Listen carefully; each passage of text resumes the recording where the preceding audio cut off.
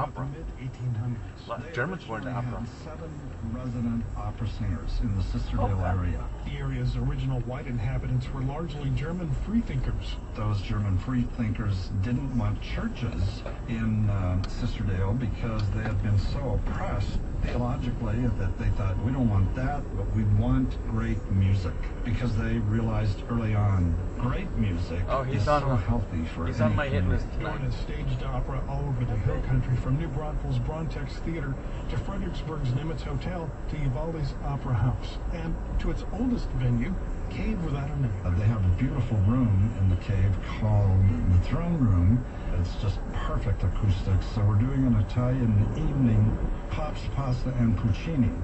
Starting with a wine reception at 5:30, then dinner by Big Guido's from San Antonio. Then we're having a performance in the cave starting at 7:30, sung by John and Shannon Kessler Dooley of Pittsburgh, Pennsylvania. Now that is by far the oldest opera house in the hill country. Oh yes, that's got to be the oldest opera house. We've more on Texas Hill Country Opera and Saturday's performance at tpr.org. Jack Morgan, Texas Public Radio News.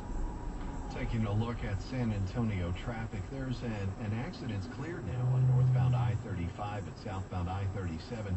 The traffic is still a little slow in the area. There's a 20% chance of showers and thunderstorms tonight. Lows expected around 66.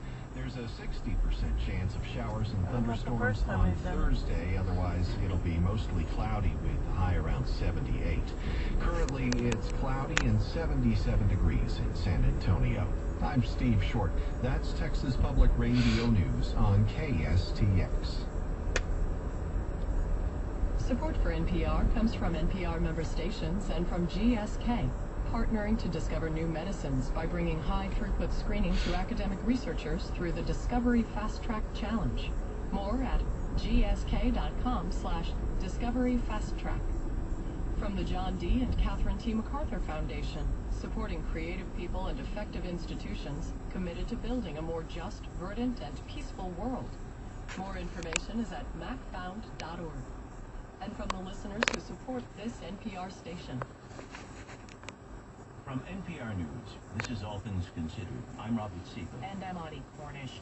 After the shooting of Michael Brown in Ferguson last summer, you often heard this. How would things have been different if Officer Darren Wilson had been wearing a body camera? That shooting and others since have prompted ever louder calls for body cams. And while police departments across the country are responding, there are many issues to contend with, starting with what to do with all that footage. It's been a headache for Mike Wagers, who's the chief operating officer with the Seattle Police. It's almost sort of mind-boggling to think about the amount of video evidence, one, that we have now, and certainly two, that it's going to grow exponentially. The Seattle PD pushed forward with a body cam pilot program after federal investigators halted the department for patterns of excessive force.